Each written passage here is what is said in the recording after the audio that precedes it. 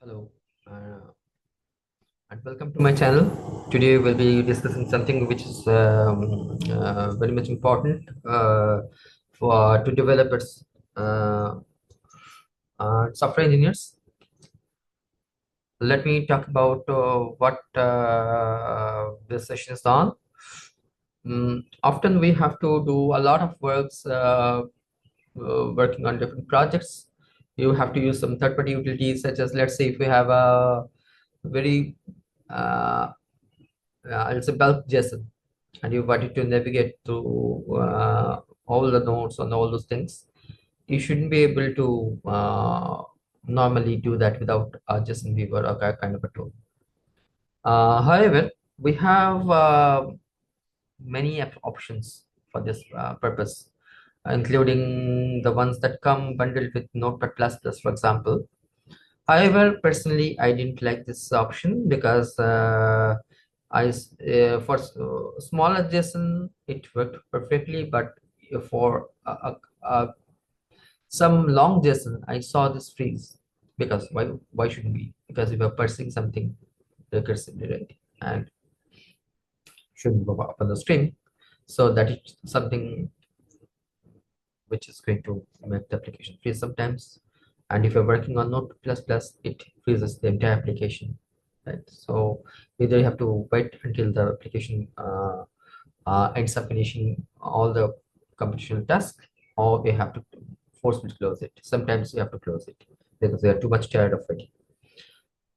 However, if you are using a tool, a similar tool, of course, with your IDE, the that will be also paid, because sometimes such tools also will have their own overhead, and not all such plugins will be encouraged for the sake of compliance, right? However, one of the things that we as a developer might have experience or used someday or other, that is some online utilities that are currently available. Let's see what it is. Now I have to share the screen and show you the details, like what I'm discussing today now. For example,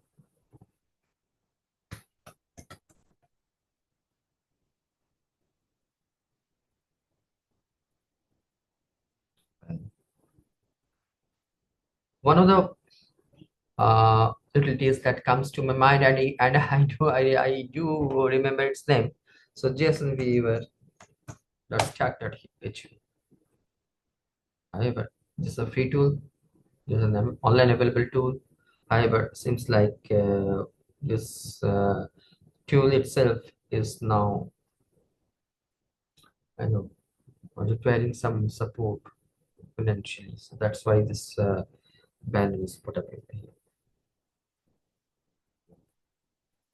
However, so I go ahead with a JSON. However, I have some JSON over here. I can paste it there. So let's say I paste it over here. Now to view it, I can just see.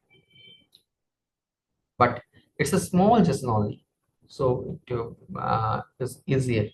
But if it's a long JSON, of course, you wouldn't be able to see, look at it, and navigate which and see which field is at which location or which depth, right? So that visually also, if let's say within address there were hundreds of nodes, how would you have gone to identify them? If also this is something, it's a commonly available tool. It's famous among developers and testers, everyone almost. But the issue is, like, we cannot use this because we don't know where the server is hosted, whether our data can be, how they process our data, how where the servers are located, whether our country's compliance, or where we operate, or our customers operate, right? Whether we can uh, place our data there. There are many such compliances that we have to abide by, and we can't rely on this. Simply, we can't afford to paste a customer's information that might contain sensitive information. And today, and in fact, Even if that's a mock data, there might be some hint or something that you might have missed out while pasting it here, that can be uh, can be analyzed, and our data might be tested. Okay, so that's one. This is the simplest of one. There is one more other thing that what made me think that I should have my own tool, because I shouldn't be doing everything at any online tool. I want to transform a JSON. Why such need might happen? Uh, I am consuming a service, right? I'm consuming a service, and I'm calling another API with the same data that I'm getting from the first service. And well, I think I should use this whiteboard over here.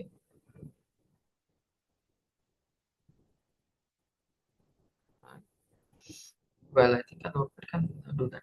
Or okay, let's uh, uh, so our service an API A1, and my app is consuming the data, and with that data, it is calling another API, another API. So it's an outbound payload. It has its own contract. A1 has its own contract. Now my application, it has to please appease both, right? So it has to transform the payload from it gets from over here. It might add some logic, some fields, shade of some fields, mask some fields, rename some fields, and however, so that way it can make the payload for the API it's calling. This is a very common scenario in the uh, in the development in today's API-driven developments. This is very common scenario. There is nothing fancy about it. However, the thing is like sometimes we do the conversion using Java libraries. If I'm using Java, of course, I have a option some options to choose from, of which one is JSON by Google, one other is JSON library, another is Jackson. Now, suppose if I have this payload over here,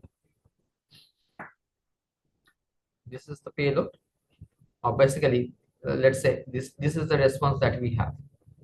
This is a response from a response. Sorry, from A1.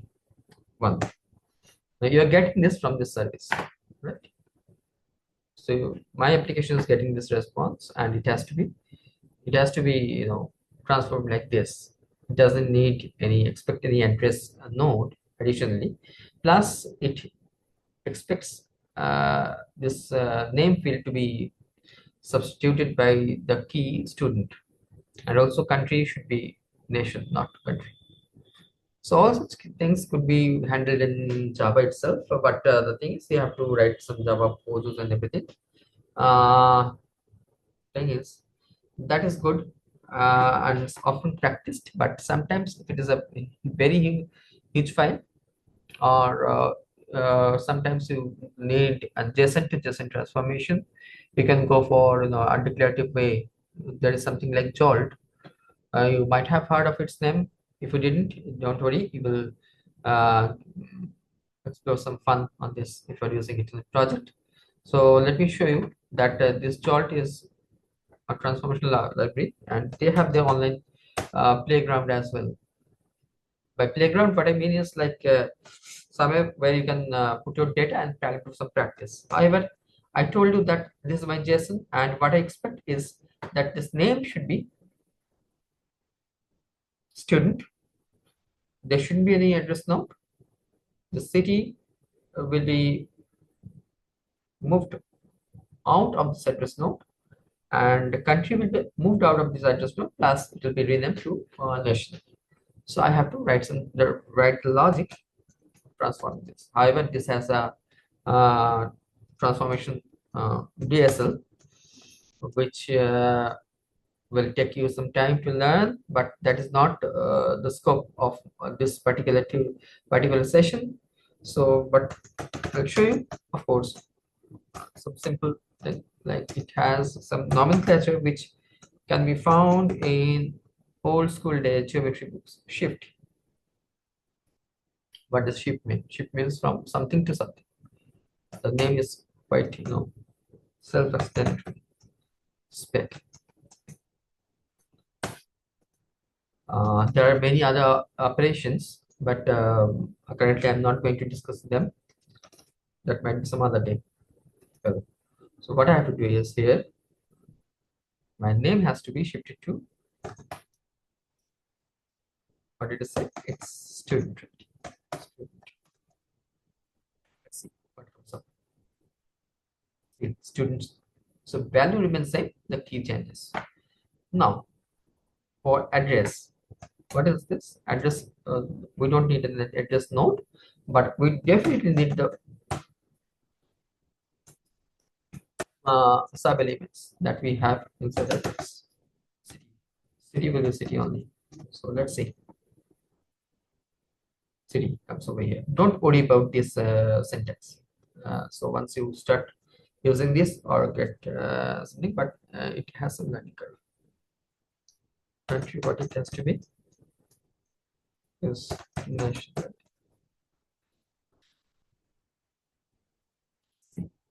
Now, suppose we had email over here.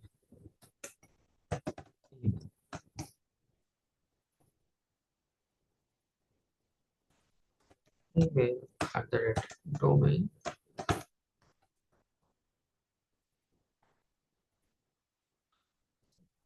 It doesn't come over here. I have two options. One is email.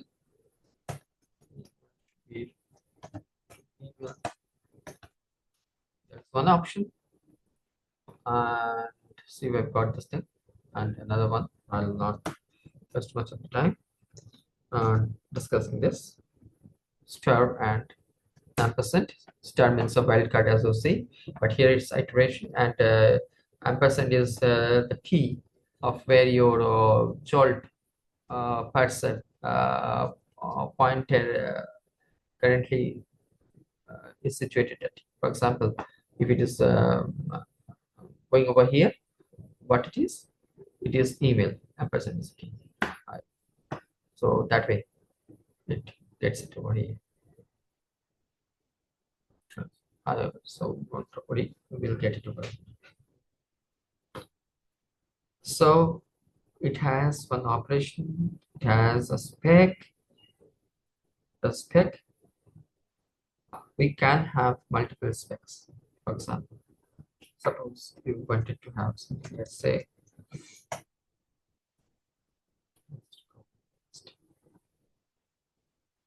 some this just changing these operations, nothing but changing these operations. Let's say you wanted to make city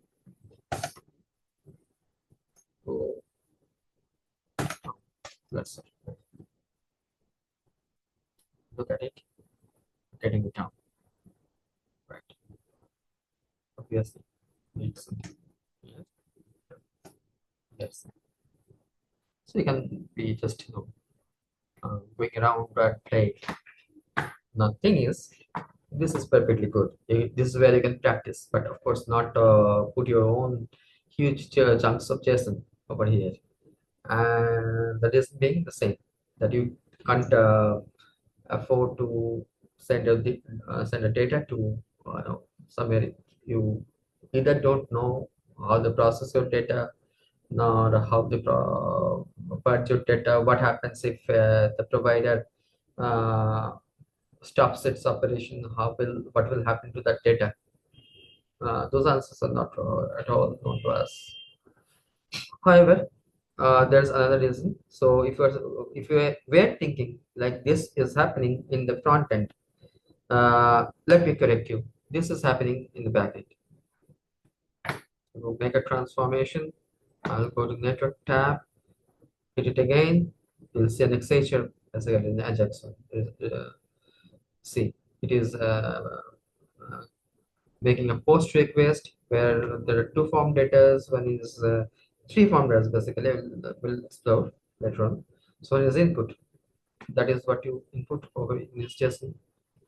Your spec, your transformation logic, and some sort parameter. Well, we'll not discuss it there here.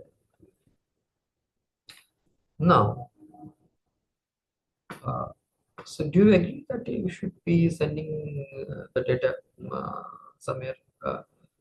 That should be not only incompliant, but it will be risky, unless of course you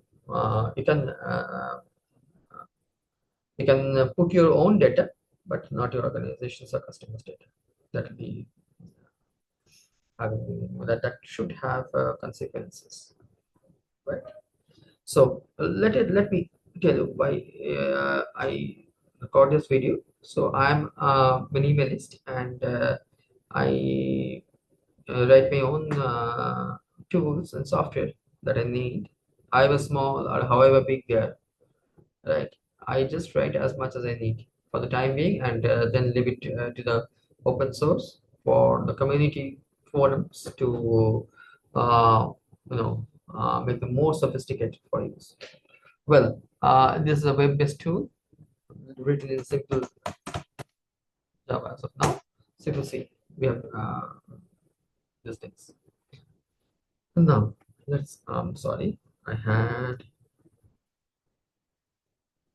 was having this JSON, right? So if you wanted to just generate the tree, it's generating JSON tree, right?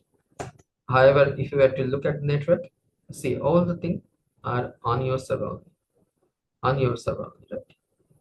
Generate JSON tree. Now this is currently in the front end itself. However, we'll look that out for the job transformation. For example, if I had this over here, I have to give the logic for transformation. Logic for transformation.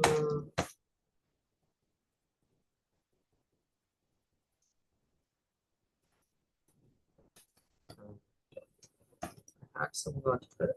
But I told that name should be renamed to but student, right? Student. Then but within the address node, what we have,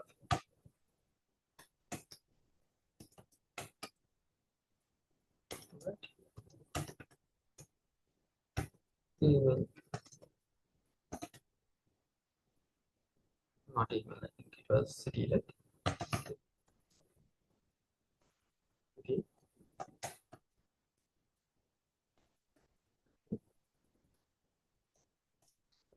Mesh. Okay. And what else?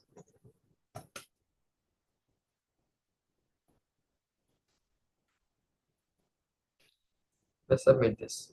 See what comes up. There must be some error somewhere or other. So operation well. So they said that it was missing a place. Just shift.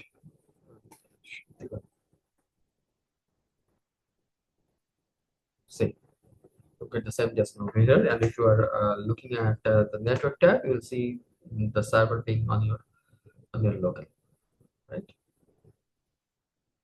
It does not Accenture. So go ahead with all. So you see that it is testing some data, right? And getting the response as well. So so the data that your data remains with you. So you can paste it over here, right? Now there is one thing that some of you might have faced, that people or customers are slowly showing less interest to procure software licenses. They're going for something that they can trust as well as they can get for free. Uh, and I believe that trend, once it has continued, it will be uh, on for next few years, even if the economic crisis gets over. Of course, something that you are getting for free, would you pay some bucks from your pocket to buy the same quality, almost something same quality or a slightly bigger quality of product? No, right? So recently I saw a trend that people are not very interested to let their employees use or people use Postman.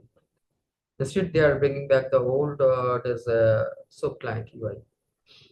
However, in my personal feeling, is SOAP client used to be good in its own time, but nowadays I do not feel very comfortable working with it, especially when I'm working from on a remote desktop, remote VDI. Its user experience is not that fluent, right? And also, since we have once used this sophisticated applications like Postman, Insomnia, right, and many others of such REST clients, it becomes looks a little odd and a little, I'll say, little dragging yourself on while I was trying to manage all those heavy windows, which doesn't have too much of native support. And since it runs on JVM, right, you will find that it is a heavy process to know, and sometimes it will be um, it will be causing some resource crunch on your machine as well if you're running a soap plant. Also, it can do a lot of things, but it used to be good when it was written. I think it's the time that we should, since we have to use it, there's no other option. But somebody didn't tell you that you use soap plant. They use that you don't use Postman or any paid version or any other template software. So the easiest option that comes to us is current command. Now, current command is something that we cannot use very fluently, and now not everybody of us remembers uh, uh, uh, the command line or Linux shell commands, right? I Today we have, of course, common current for Windows, but people might not be remembering everything right nowadays. There is another aspect to it, and that is even if you are using curl, how about pasting, let's say, 200 lines of JSON in the payload in a post request? That is also not a very, very, I'll say, very good experience. So what I did, I wrote something that I can uh, live on my day-to-day, for my day-to-day activities. It does the same thing as any REST client does, right? In a in a, I'll say, not so sophisticated way as that of a Postman, but given that it is running on a browser and it is having a better UI, it will not cause your user experience that bad, uh, or that heavy or that sluggish as you are as what you experience when you're using something like a SOAP UI, right? So I'll just give an example. Free online APIs for use. Well, let's see an example. See, this is an API. It has a GET request, right? So if you use this one, it's a GET send request. See, your response comes over here, and whatever response data you header and everything you get from that appear on screen. So it doesn't look too sophisticated in its current implementation. It doesn't have a scroll bar, but still with something that works. You can also pass headers, right? You can also pass headers. So if you are using the authentication, right, you can pass them here. Even if you are using a bearer token, that can be passed on here as well, right? All those workflows work on this as well. Now I'll come to something else. We have only three things over here. One is JSON tree viewer, Jolt transformation, and REST client. These three things that we need badly. We don't neither need to rely on online tools that we have available, not have to uh, no, uh, push ourselves to use something that we are either not comfortable on, comfortable in using, or we are not happily using for a poor user experience. Well, so I have this menu bar here. You see, it is too less occupied. So I still have some places, uh, some real estate to fill it. So what do you think should be useful here over here? One of a couple of things that I can recall upfront that I need often while working on a project are, one is JSON to XML to YML, vice versa converter, something that can convert a JSON to an XML or YAML, vice versa. Then what, however, we often need to create a JSON of a POJO. So how about making some POJO from a JSON and to a JSON of or XML or YAML. So that is also another option. There is another option. There is another need that appears sometimes when you are working with the database. You have a table, let's say legacy one, with 60 to 70 columns, maybe 50 columns, 30 columns that are heavy enough as well. You are writing a code that you are writing the entity for that particular table, and in the very beginning we have some tools that can make an entity out of the table if you are using a sophisticated tool or using a plugin. But most minimal thing is like you can uh, just paste your DDL or the table's definition over here. Should be able to post your DDL and get a Java entity that complies with Jakarta persistence, basically uh, entity. Vice versa, of course. And well, you might wondering why vice versa, because JPA Hibernate will automatically generate the table, but we can't do that on production, or it should be done basically. So if you want for sure that you have frozen your entity and you are going to generate the DDL, let it be that way. There is another one like you should be able to explore through a database, and you should be converting all the tables to a list of JSON with containing their information. So that will also that. However, this perhaps is this is there already in database tools. But what happens if you're using, let's say, Oracle, then MySQL, then many other DB2, right? Any many NoSQL and SQL databases, and you are not using DBware or something similar to. Right. So there can be an option to do that from here as well. One more option that I can think of is Telnet, because if you are working on a Windows machine and you are deployed your project, often you have to get accesses to different infrastructure, right? So getting an access doesn't mean that your account has to be, account has to be just, added to it. Your the machine or the VDI that you are working on has to be able to access the resource. Let's say it is either it's a database, either it's a DevOps tool like Jenkins, either it's source code repository like Bit or Git, or whether it's something an internally managed version of Jira, whatever it is. But you have to reach out to this uh, uh,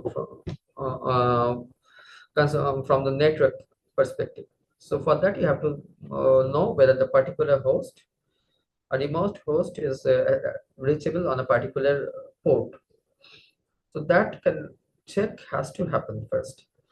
While often, though you are added to the Active Directory, you will find that sometimes troubleshooting is required. And but that no, though if you are using Windows, you might not have Telnet readily available. You have to get them activated, right? Because Telnet is not by default activated for the Windows machines normally. So you have to get them activated from enable or disable Windows component. There's an option. You can search that, enable or disable Windows component. Windows component.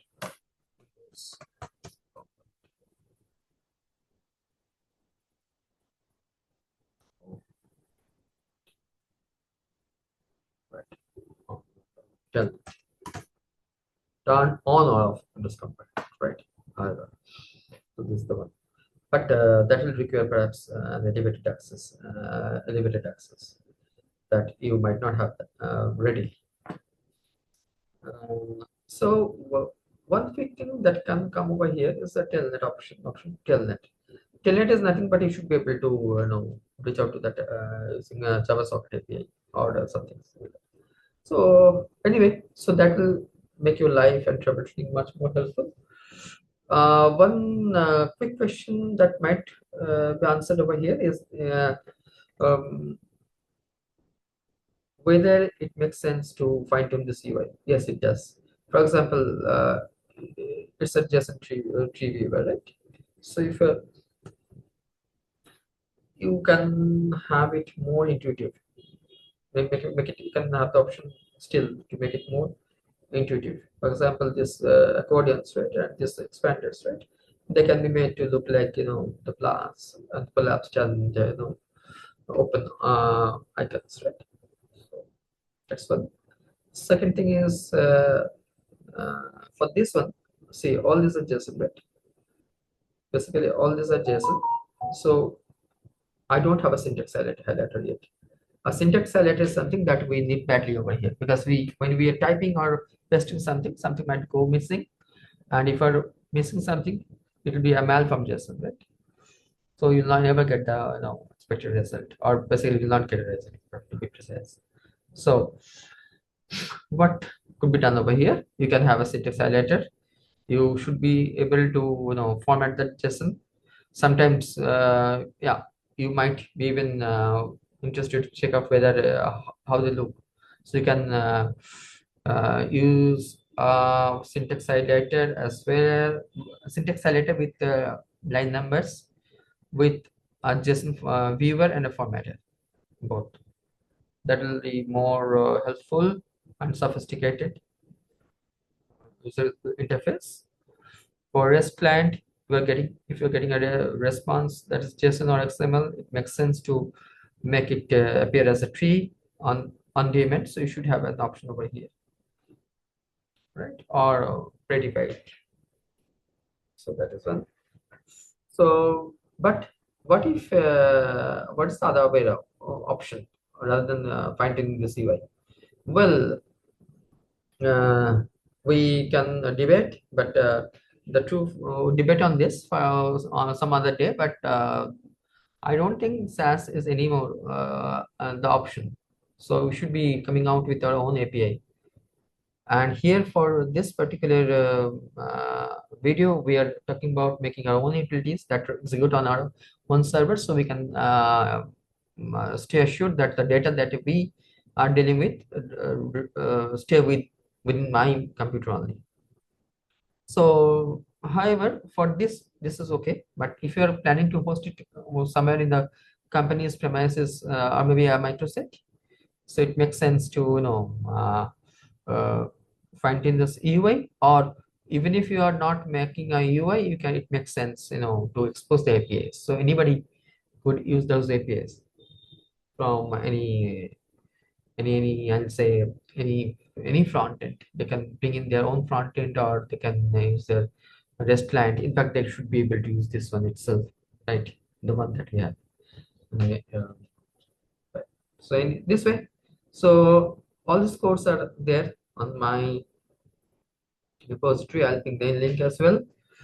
Uh, uh, so an open call is here for the open source lovers to contribute to this project and make it more sophisticated and add on any utility that you feel would be helpful. Just keeping in mind that we cannot add any library that we use because again that will be again a matter of concern for compliance. And one more thing, like if you're really interested to use this in a project, make sure that you do not check this out from a third-party Git repository or source Git repository. You should be just you can just put some effort writing this code on your local. Why? Because that might look to be putting out some extra effort, but that is something that is worth investing. That will, or at least this effort will outweigh the struggle you might have to do using some tool that is not readily available or uh, available in a way that you are not familiar to or feeling very comfortable handling. Right. So that it is. So I think we'll be talking more about some other more interesting things, some interesting things in my next video. Well, so everybody have a nice weekend and a happy Saturday weekend, Saturday evening to everybody. Thank you.